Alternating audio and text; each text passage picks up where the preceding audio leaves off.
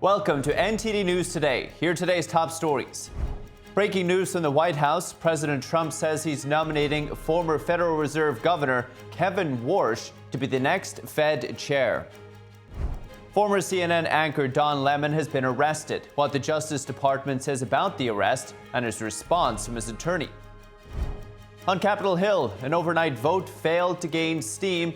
The delay means a partial government shutdown is expected to kick in at midnight tonight. The details on what caused the last-minute impasse.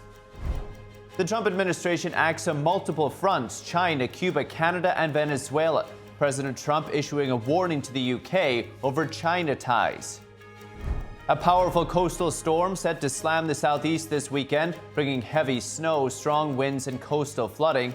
Residents urged to prepare now.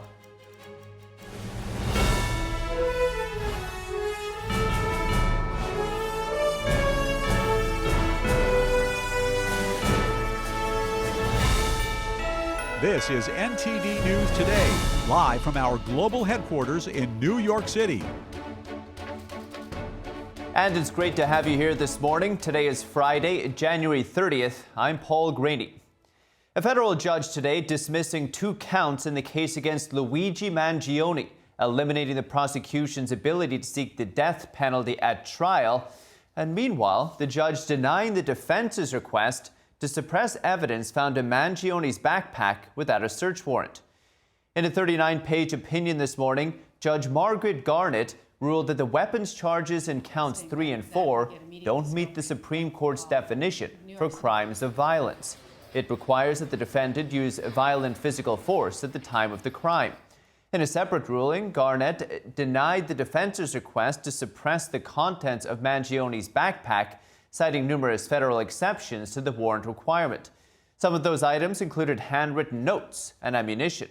We'll keep you updated on that story as the day progresses. And a major update this morning from the White House. President Trump says he's nominating former Federal Reserve Governor Kevin Warsh to be the next chair of the central bank. In a Truth Social post just hours ago, the president called Warsh a longtime friend and someone with a deep experience in finance, including time working alongside billionaire investor Stanley Druckenmiller. Here's what Trump wrote. I've known Kevin for a long period of time and have no doubt that he will go down as one of the great Fed chairmen, maybe the best. And on top of everything else, he has central casting and he will never let you down, unquote. Now, the pick comes as the president has been sharply critical of current Fed Chair Jerome Powell, saying interest rates are too high and should come down by 2 to 3 percentage points, arguing the U.S. is paying too much to borrow. The nomination follows months of speculation, with Warsh, White House economic advisor Kevin Hassett, and Fed Governor Christopher Waller, and Wall Street's Rick Ryder all being mentioned as potential picks. Now, if confirmed by the Senate, Kevin Warsh would take over from Powell when his term ends in May. Warsh, no stranger to the Fed, he served on the Board of Governors from 2006 to 2011 and was the youngest person ever appointed to that position. He was just 35. Trump was talking about his Fed pick yesterday. Here's what he said. Just an outstanding person and a person that won't be too surprising to people. A lot of people think that this is somebody that could have been there a few years ago. It's going to be somebody that is very respected, somebody that's known to everybody in the financial world, and I think it's going to be a very good choice. I hope so. In another post this morning, the president praised White House economic advisor Kevin Hassett, who's been one of the names floated as a potential Fed chair pick. Trump called Hassett's work outstanding, saying he's doing such a great job, he wants to keep him right where he is. And Deputy Attorney General Todd Blanche is now holding a press conference at the DOJ. Let's tune in. Justice, who met twice daily, sometimes more, for the last 75 days to get to where we are today. The leadership teams from the Office of the Attorney General, from the Deputy Attorney General's office, the Associate Attorney General's office, the Criminal Division, the National Security Division, the FBI, the Southern District of Florida, the Southern District of New York, and the Northern District of New York all gave up many hours every single day on top of their other, of course, full-time obligations to fulfill the President Trump's promise of transparency to the American people. I also want to thank the more than 500 lawyers and professionals across all those divisions that I just mentioned and others who worked long days, nights, weekends, Christmas, New Year's Eve, New Year's Day, nights, weekends, and holidays to complete this production. These highly trained reviewers spend their careers putting bad guys in jail and effectuating the mission of the department. And to a person, they work tirelessly to protect victims and comply with the act since its passage. So thank you to all of them. Today, we are producing more than 3 million pages, including more than 2,000 videos and 180,000 images. In total, that means that the department produced approximately 3.5 million pages in compliance with the act. Just a quick note about the videos and images. The 2,000 videos and 180,000 images are not all videos and images taken by Mr. Epstein or someone around him. They include large quantities of commercial pornography and images that were seized from Epstein's devices, but which he did not take or that someone around him did not take. Some of the videos, though, and some of the images do appear to be taken by Mr. Epstein or by others around him. Now, I want to talk for a few minutes about the department's document identification and review protocols. It consisted of multiple layers of review and quality control designed to ensure compliance under the act and protect victims. On top of the review protocols that the department had in place, the United States Attorney's Office for the Southern District of New York employed an additional review protocol to ensure compliance with a court order requiring United States Attorney Jay Clayton to certify that with respect to certain materials, a large quantity of the materials, a rigorous process was undertaken to protect victims against any clearly unwarranted invasion of their personal privacy. The department's collection effort resulted in more than 6 million pages being identified as potentially responsive, including department and FBI emails, interview summaries, images, videos, and various other materials collected and generated during the various investigations and prosecutions that the act covered. We erred on the side of over-collection of materials from various sources to best ensure maximum transparency and compliance, which necessarily means that the number of responsive pages is significantly smaller than the total number of pages initially collected. That's why I mentioned a moment ago we're releasing more than 3 million pages today and not the 6 million pages that we collected. I want to address what we didn't produce. The categories of documents withheld include those permitted under the Act to be withheld: files that contain personally identifiable information of victims or victims' personal and medical files, and similar files, the disclosure of which would constitute a clearly unwarranted invasion of personal privacy. Any depiction of CSAM or child pornography was obviously excluded. Anything that would jeopardize an active federal investigation. And finally, anything that depicts or contain images of death, physical abuse, or injury, also not produced. Although the Act allows for withholding for items necessary to keep secret in the interest of national security or foreign policy, no files are being withheld or redacted on that basis. Further, as we previously stated in our December 19th letter of last year, the department withheld or redacted files covered by various privileges, as we always do, including deliberative process privilege, work product privilege, and attorney-client privilege.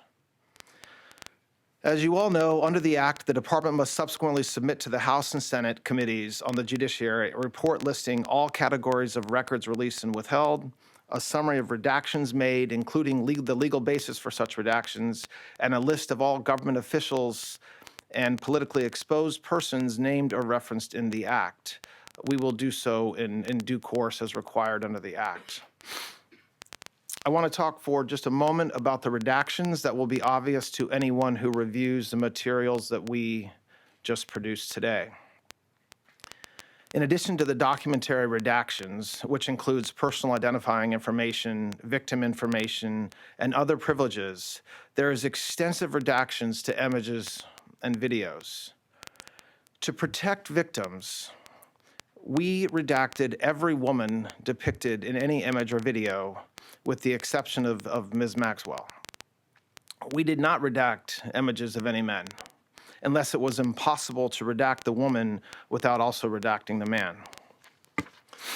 To this end, though, and to ensure transparency, if any member of Congress wishes to review any portions of the responsive production in any unredacted form, they're welcome to make arrangements with the department to do so, and we're happy to do that. I want to talk for a minute about something that is important. Every single day of the year, the Department of Justice investigates and prosecutes those who abuse and traffic young women and children. Just last year, the FBI located over 2,700 victims of child exploitation. The Department of Justice found and terminated 3.8 million dark web pedophile accounts. In August, we charged 11 defendants for extensive sex trafficking in Los Angeles of illegal immigrants and underage women. Last month, we charged 5 men who were engaged in a sadistic sextortion network of deranged young men abusing women. Over the past several months, last summer and into the fall, we executed Operation Restore Justice, rescuing 205 child victims and arresting 293 offenders. I point this out because I take umbrage at the suggestion, which is totally false, that the Attorney General or this department does not take child exploitation or sex trafficking seriously, or that we somehow do not want to protect victims. We do. There are some select members of Congress and some in the public eye, including those most critical of our efforts at full transparency under the Act, who remain silent as to all the work that we have done and continue to do every day in this space, while quickly pointing a finger at the Attorney General or this department because we were careful in our review of millions of pages of documents over the past 2 months. The Attorney General, the Director of the FBI, and our partners throughout this administration work hard every single day to protect the most vulnerable among us. With the production of this magnitude, mistakes are inevitable. We, of course, want to immediately correct any redaction errors that our team may have made, and so the department has established an email inbox for victims to reach us directly to correct redactions and any concerns when appropriate. That's been in existence since December, and we've been doing that since then. Finally, a very small portion of the documents collected pursuant to the Act include materials that a law firm produced to the SDNY in 2019 pursuant to a grand jury subpoena.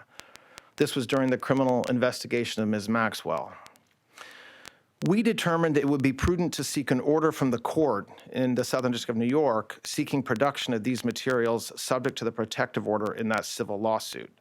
To that end, the department has filed that motion with the appropriate judge in the SDNY, and if that motion is granted, we'll release those materials with appropriate redactions immediately. Today's release marks the end of a very comprehensive document identification and review process to ensure transparency to the American people and compliance with the Act. The department has engaged in an unprecedented and extensive effort to do so. After submitting the final report to Congress as required under the Act and publishing the written justifications for redactions in the Federal Register, the department's obligations under the Act will be completed. I'm happy to take any questions anybody has about that. Todd, I'd like to ask you about this, and then I have a Minnesota question for you on the Epstein. Now, that was U.S. Deputy Attorney General Todd Blanche. He says the DOJ is today releasing 3 million pages of documents, images, and videos related to Jeffrey Epstein. We'll keep you updated on anything that comes out of that as the day progresses. Now, former CNN anchor Don Lemon has been arrested by federal authorities. His attorney confirmed the arrest in a statement this morning. The attorney said that Lemon was taken into custody by federal agents in Los Angeles while he was covering the Grammy Awards. In a post on X, Attorney General Pam Bondi said Lemon and 3 others were arrested, quote, in connection with the coordinated attacks on City's Church in St. Paul, Minnesota. Bondi said more details will be available soon. Lemon's attorney criticized the arrest as an attack on the First Amendment, saying that Lemon will fight the charges in court. Lemon live-streamed the protest that interrupted a church service last week. He said he was at the demonstration as a journalist and that he was tipped off ahead of time, but didn't know the activists would disrupt the service. The Trump administration condemned the protest and accused protesters of intimidating Christian worshippers. Secretary of Homeland Security Kristi Noem is responding to calls for her firing. She addressed criticism she's been facing since 2 fatal shootings by federal agents in Minneapolis. Here she is speaking to Fox News yesterday. Well, these radicals are attacking me, but I'm just doing my job. I'm following the law, enforcing the laws like President Trump promised that he would do to keep people safe in this country. We're going to continue to go after these criminals. Among those calling for her removal are House Minority Leader Hakeem Jeffries and California Governor Gavin Newsom. 2 Republican senators, North Carolina's Tom Tillis and Alaska's Lisa Murkowski, have also called for her removal. President Trump has said he has no plans to fire Noem, telling reporters earlier this week she's doing a very good job. In a conversation on Fox yesterday, Noem also spoke about new videos that have emerged of Alex Pretti, the man shot by agents last week. The videos show Pretti 11 days before his death, swearing at ICE agents and attacking their vehicle. Noem commented on Pretti, saying, quote, clearly there's a history there of attacking our law enforcement officers and our CBP and ICE officers. The FBI now leading the investigation into the fatal shooting of Pretti in Minneapolis. A Homeland Security investigation spokesperson told CBS and NBC News that Homeland Security Investigations is now assisting. Previously, HSI was leading the probe with the help from FBI. Meanwhile, Customs and Border Protection's Office of Professional Responsibility is conducting its own internal review. That review looks at the actions of the agents involved in the shooting. We'll keep you updated. And now anti-ICE demonstrations expected across the country today, including a student walkout in New York City and a protest in Minneapolis. One organizer from the University of Minnesota's Black Student Union said the strike aims to build lasting momentum. The demonstrators come as border czar Tom Homan said immigration enforcement in Minneapolis would be scaled back. He said it would depend on cooperation from state and city officials honoring ICE detainers. Homan also says Minnesota will not allow jails to notify ICE when an illegal immigrant is being released. Homan says if discussions keep going well with state leaders, though, then the amount of federal agents in the state could start decreasing. NTD correspondent Jason Blair has more.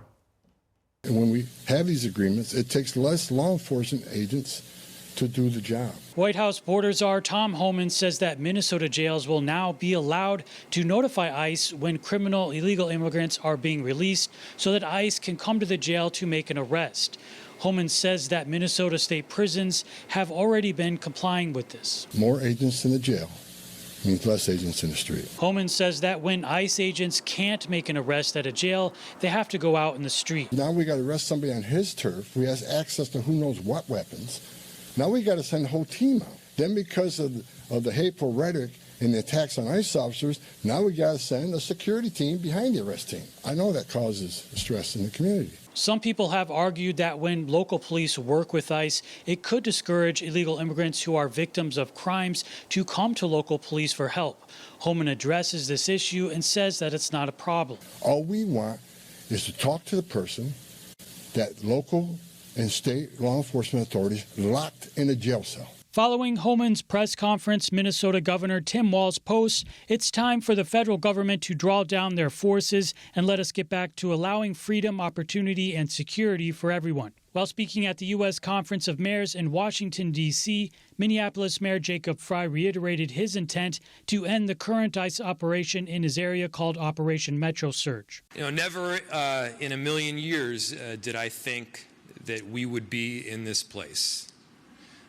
Where troops and federal agents by the thousands have been deployed on a great American city. The White House has emphasized that states and cities that cooperate more with ICE are largely safer. 7 of the top 10 safest cities in the United States cooperate with ICE. And we've seen historic turnaround in safety in cities that have chosen to cooperate with ICE, that are not just led by Republicans, but also look right here in Washington, D.C. Tom Homan was sent to Minnesota by President Trump on Monday to speak with state and local leaders amidst protests, social unrest, and tough working conditions for immigration authorities. Homan also made it clear that the administration is not backing down on its mission of immigration enforcement and that he'll stay in Minnesota until the problem is solved.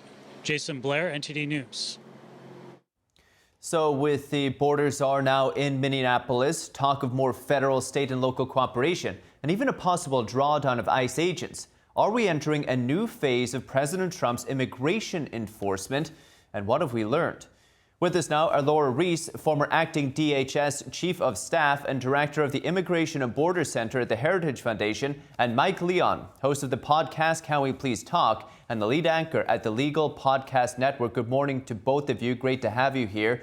Laura, we'll start with you. Democrats demanding changes at ICE. They want to end ICE roving patrols. They want stronger accountability rules. They also want agents to remove masks and keep body cameras on. Will they get them?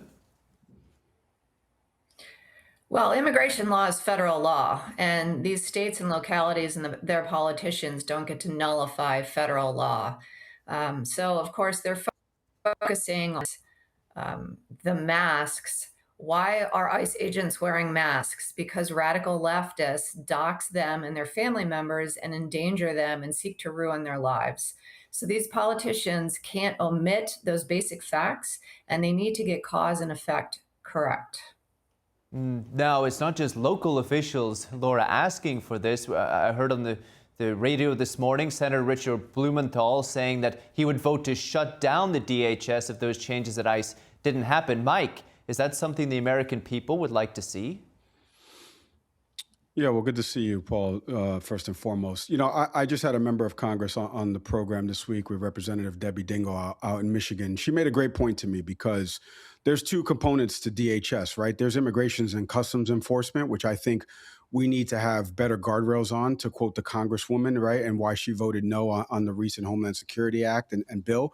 But then there's also the DHS function of TSA, right? And the people that keep us safe as we fly in the skies. I was scheduled to fly earlier today up into New York City. So those are the government workers that have been, to the point of my other panelists, that have been sometimes vilified in terms of government workers holistically. And she made that point of like, if we don't give the funding and the resources with this bill passing in Congress, right, which we saw recently, I believe Chuck Schumer released a statement saying that they're going to work on certain portions of the bill so that way we don't get this government shutdown fight over the money that's being spent with DHS. Because, like I said, we have this dichotomy of we have ICE and the operations that have killed 2 U.S. citizens, but also we have the TSA and we have people that rely on government paychecks. So to your broader question, Paul, I mean, again, I think everyone is on the same page. It's just the execution part of this. We don't want the bad hombres here in the country. Any Democrat that I've had on the show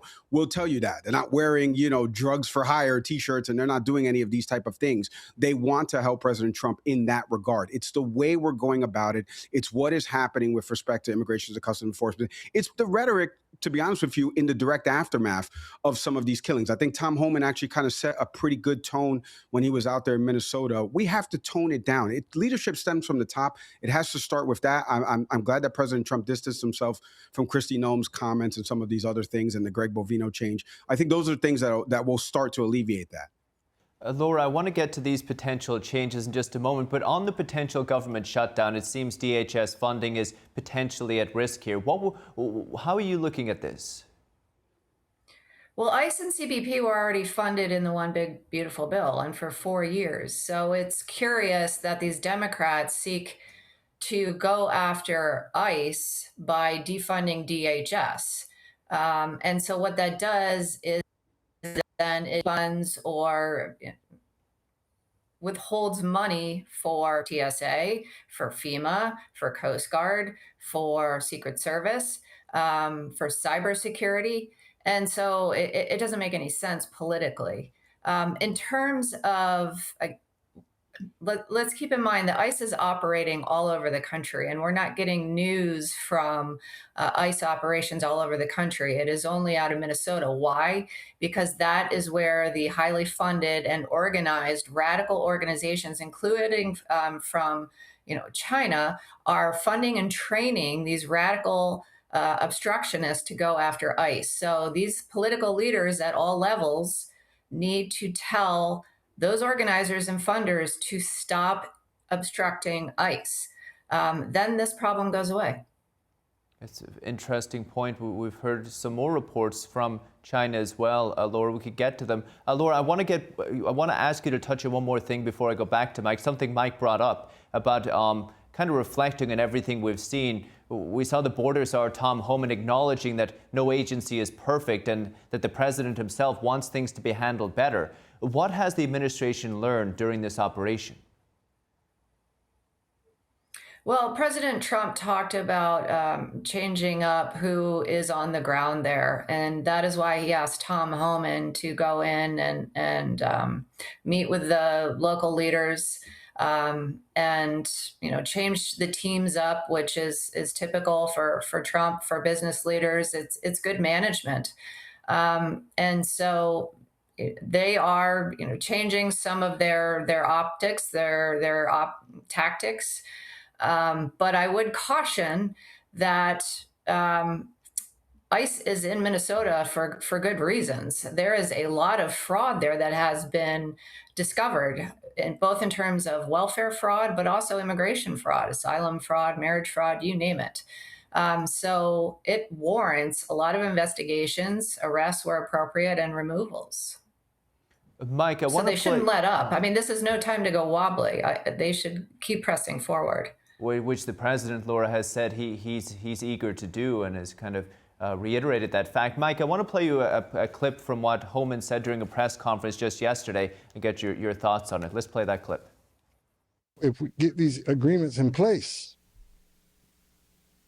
that means less agents on the street. More agents in the jail means less agents in the street. This is common sense cooperation that allows us to draw down on the number of people we have here. Yes, I said it. Draw down the number of people here.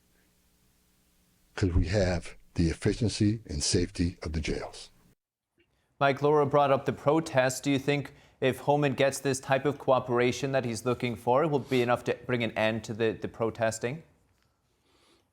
Yeah, well, let me touch on something that Laura said that I think funnels into this answer beautifully, which is the fact that people are allowed to peacefully protest. How we get at root causes of who's behind the funding of that, that's like one part of this. The other part of it is the actual actions of some of these officers. Even forget about Renee Good and Alex Pretti just for a second.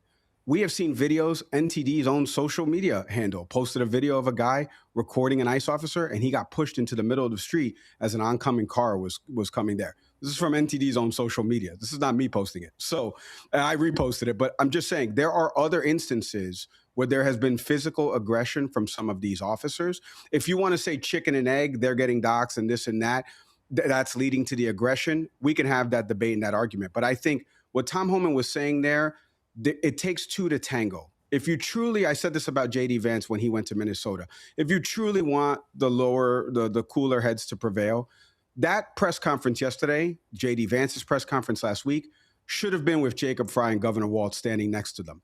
All three of them hand in hand. No more buzzwords and phrases like Laura used with radical. Let's stop using those type of words. If we truly, truly, truly, truly want the cooler heads to prevail, stop using the buzzwords and phrases that we all read. I was a Fox News producer. I know all about them. Let's stop using them and let's come together to talk about how we actually catch the criminals and how federal law, to Laura's point, does supersede state and localities. We have to work together, but it takes two to tango. So if we don't, we're going to keep having these arguments. We're going to keep having these panels. We're going to keep having more incidents of violence if one doesn't realize that they're impacting the other. And that's part of the problem. I appreciate Tom Homan's tone. But again, that press conference should have been done with Jacob Frey standing next to him, Governor Walsh standing next to him. And to Laura's previous point about it's only happening in Minneapolis, that is not true. It has happened in Chicago. It has happened in Los Angeles. We've seen videos come out in New York City. Those are all blue cities, all run by blue states. So the argument will go back to what Caroline Levitt said. Well, we're getting the cooperation from the red states. We're not getting the cooperation from the blue states. I agree with that. How do we come together? Leadership stems from the top. Strip out the buzzwords and phrases, joint press conferences, truly itemize and outline a plan for how we're going to move forward and let federal law enforcement carry this without killing American citizens who are not part of these operations. Laura, with what Mike has just said, what we heard Tom Homan just saying, are you expecting to see more cooperation? And if we do, how would that change the operation there in Minneapolis?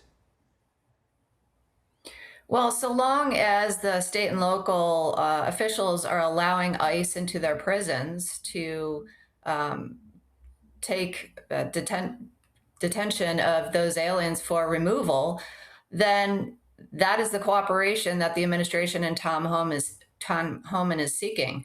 But if they continue to not notify ICE, to not share information, then they're back to their sanctuary policies.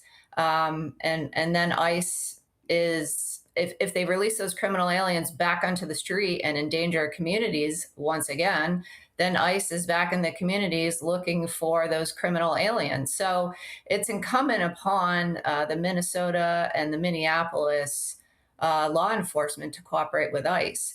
But I don't think the mayor or the governor there are going to change their stripes. We saw that from the mayor's speech yesterday. Continuing to demonize ICE agents and what they are there to do, and again, attempt to nullify federal law. You can't be a sanction from federal law and immigration law. There's still a lot to watch here. We appreciate you both, Laura Reese and Mike Leon. Thank you. Thank you, Paul. Thank you. And now, President Trump has launched a government-wide plan to tackle substance abuse and addiction.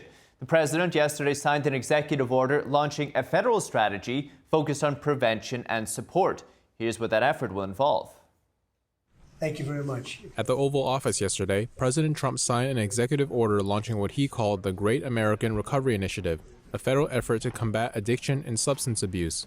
Now we're taking a bold action to help Americans struggling with all forms of addiction so they can get the help and the support that they need to free themselves from the horrible burden of dependency.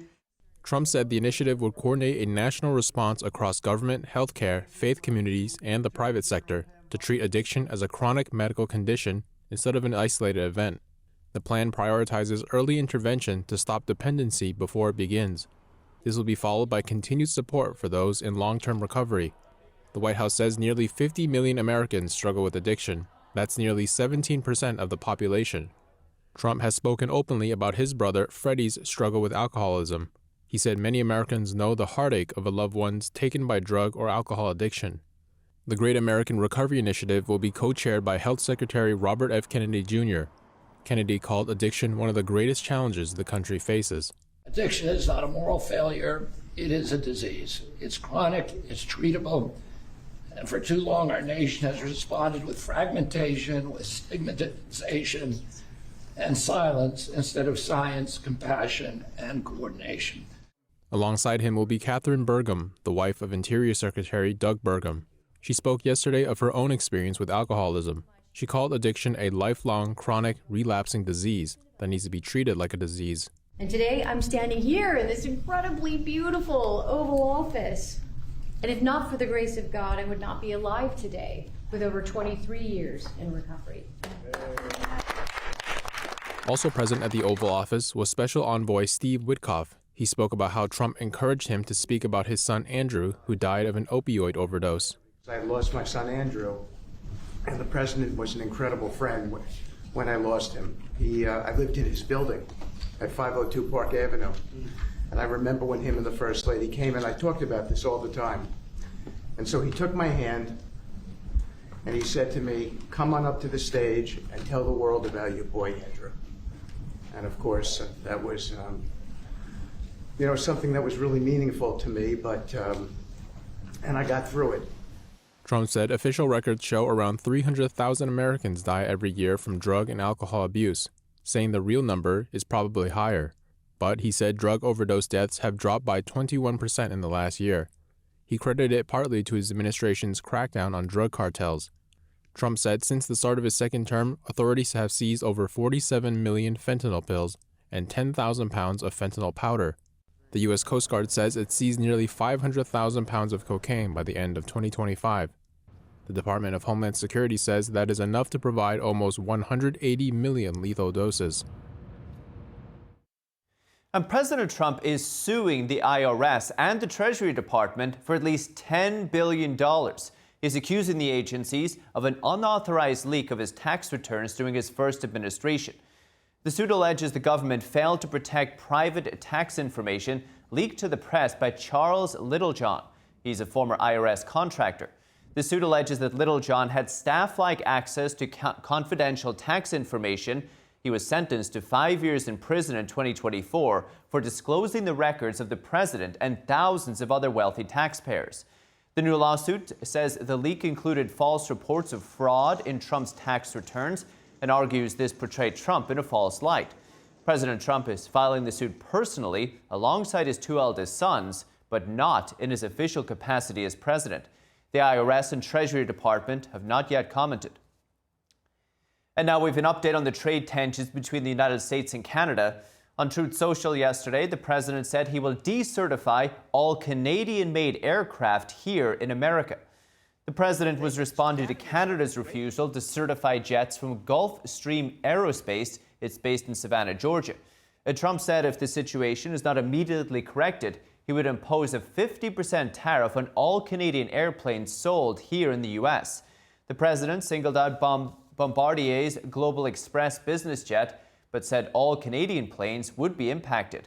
Bombardier said in a statement that it has taken note of the president's post and is in contact with the Canadian government. Again, we'll keep you updated. And now the Trump administration has taken action on several fronts, touching on China, Cuba, Venezuela, and NTD's Daniel Monahan has the latest, including the president's warning to the UK over its ties with Beijing. Prime Minister. President Trump is warning the United Kingdom against expanding business ties with China, calling the move very dangerous. Well, it's very dangerous for them to do that, and it's even more dangerous, I think, for Canada to get into business with China. Canada is not doing well.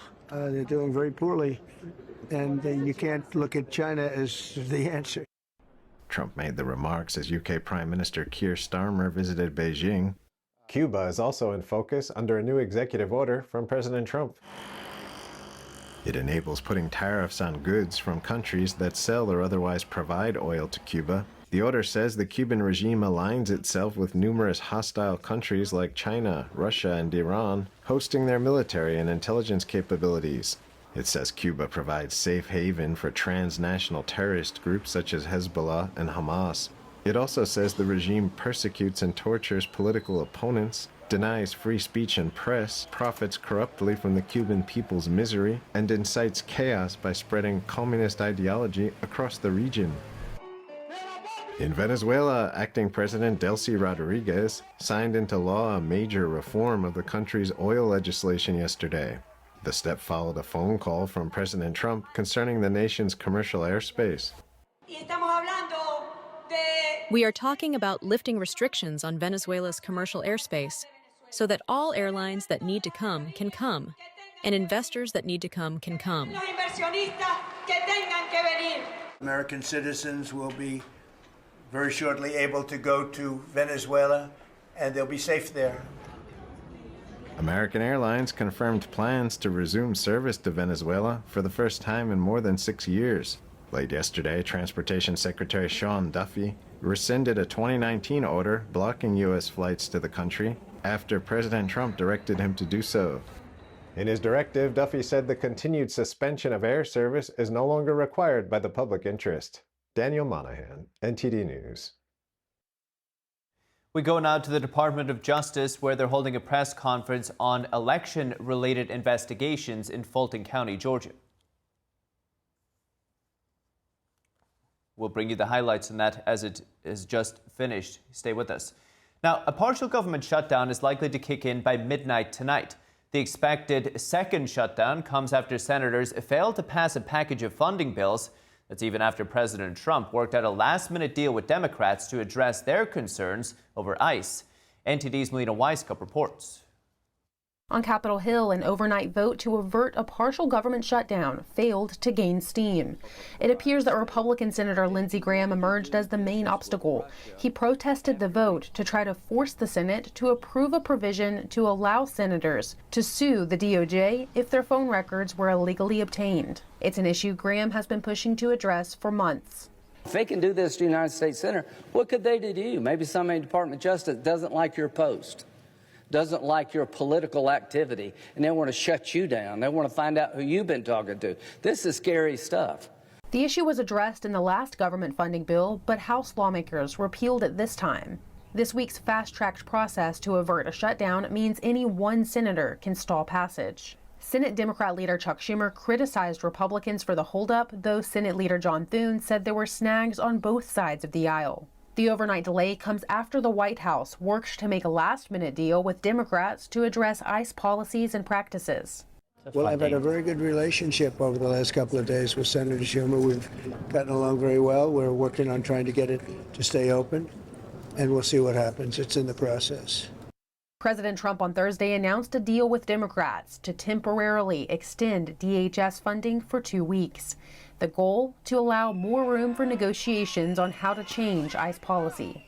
But bottom line, there should be no more funding for DHS without fundamental far-reaching reforms that involve firing the top management, imposing liability on agents that break the law, as well as body cameras, judicial warrants, self-identification, and end to the sweeps. We're being asked to jettison funding for a department that includes, among other things, the enforcement of our immigration laws and the enforcement of our borders.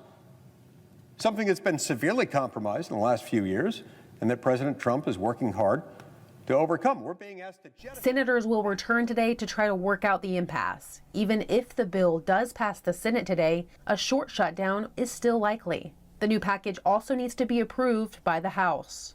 Tonight, I've got to make some tough decisions later this evening on how soon we can get House members back, if indeed they send us the package. I wish that they had voted upon or would vote upon the 12 bills that we passed through our regular order process in a bipartisan fashion. It was quite an achievement. As of now, House members aren't scheduled to return until Monday. A short-term partial shutdown is highly likely. Reporting from Washington, D.C., Melina Weisskopf, NTD News. And the Justice Department has charged a man accused of spraying a substance on Congresswoman Ilhan Omar. It happened earlier this week during a town hall in Minneapolis. According to a criminal complaint, a 55-year-old man was charged with forcibly assaulting, opposing, impeding, intimidating, and interfering with the representative while she was performing her official duties. Omar was not harmed, and a hazmat specialist later confirmed the liquid inside the syringe was apple cider vinegar mixed with water. After the incident, Omar continued with her town hall, with several commentators and social media criticizing her for not immediately removing her clothing and seeking medical attention. One of them alleged this is because the attack was staged. She responded on X yesterday saying, "I didn't do any of those things because I fear losing my dignity more than I fear losing my life." Now, still to come, the Kremlin says Putin has agreed to President Trump's request to refrain from striking Kyiv until February 1st. Ukraine's reaction. And Israel says it will reopen the Gaza-Egypt pedestrian crossing this weekend, marking a key step in President Trump's ceasefire plan. We have that and more after the break.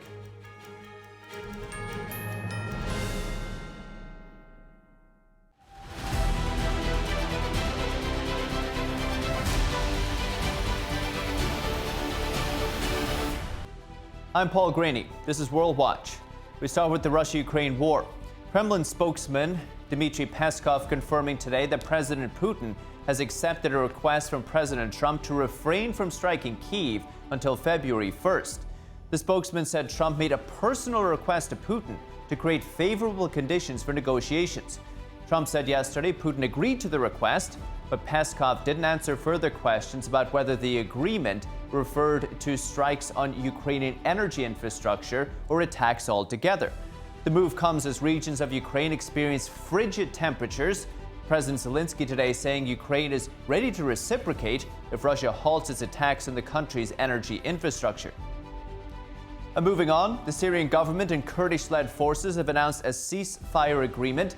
The move sets out a phased integration of Kurdish fighters into the Syrian state. It averts what many feared could become a major military confrontation. The deal comes after government forces under President Ahmed al-Shara captured large areas of northern and eastern Syria this month. And under the agreement, frontline forces will pull back. Government security units will deploy to key cities, and several Kurdish brigades will be now folded into a new Syrian military division.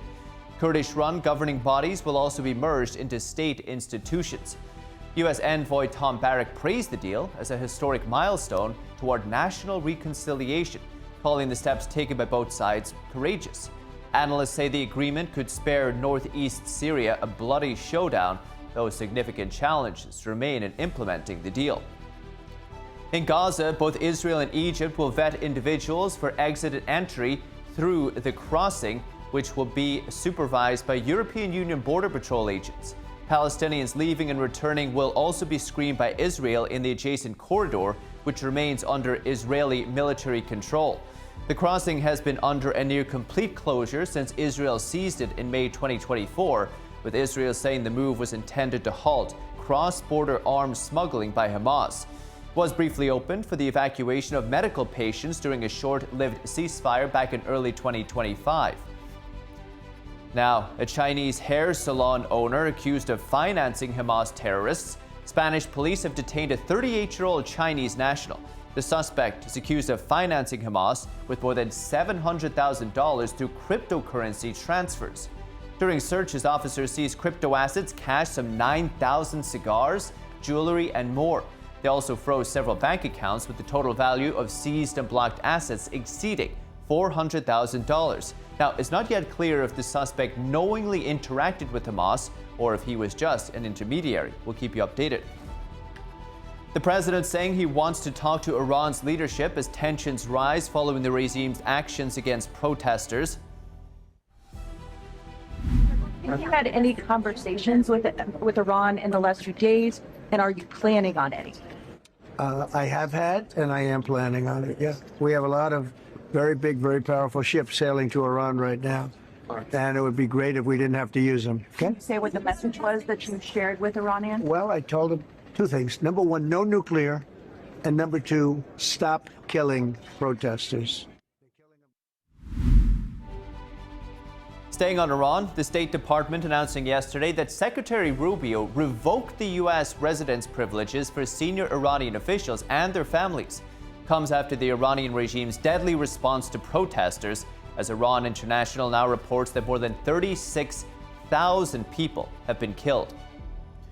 And moving on, where China was dealt a blow yesterday in Panama, the country's Supreme Court ruling that a Hong Kong company's contract to operate ports at both ends of the Panama Canal is unconstitutional. The Trump administration has made blocking China's influence over the Panama Canal one of its key priorities.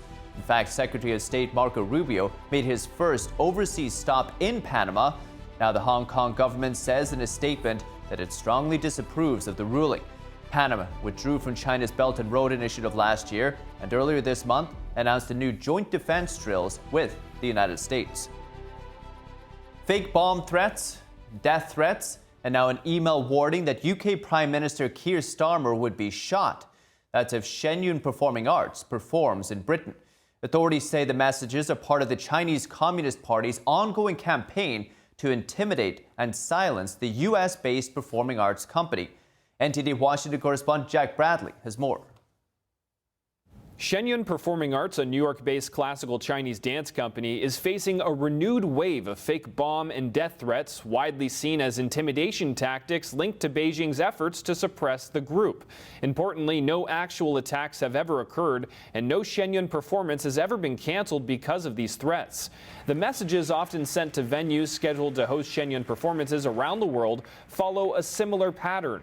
Authorities have consistently confirmed the threats are hoaxes designed to frighten frighten organizers and audiences rather than carry out real violence. There have been 0 incidents of harm, and every performance has gone as planned. Just last week, Shenyun received an email written in Chinese stating, "If you insist on having Shenyun perform, you will experience a surprise terrorist attack. I am not joking." Another message sent last month escalated the rhetoric, threatening that British Prime Minister Keir Starmer would be shot if Shenyun performances were not cancelled. While extreme, these messages fit squarely into what experts describe as Beijing's broader campaign to sabotage and silence Shenyun. What's really at play goes way beyond the Falun Gong diaspora, the community. It goes way beyond this one company, Shenyun. This is a national security issue of, I would say, the gravest kind. Founded in 2006 by practitioners of Falun Gong, also known as Falun Dafa, Shenyun seeks to revive China's 5,000 years of traditional culture rooted in Buddhist, Taoist, and Confucian values. That mission directly challenges the Chinese Communist Party's ideology, which has long sought to replace traditional belief systems with party loyalty. Since Shenyun's founding, the CCP has used a wide range of tactics to interfere with the company's work. Chinese embassies and consulates have pressured officials and presenters abroad to block performances. Performers' family members in China have been harassed, detained, or imprisoned.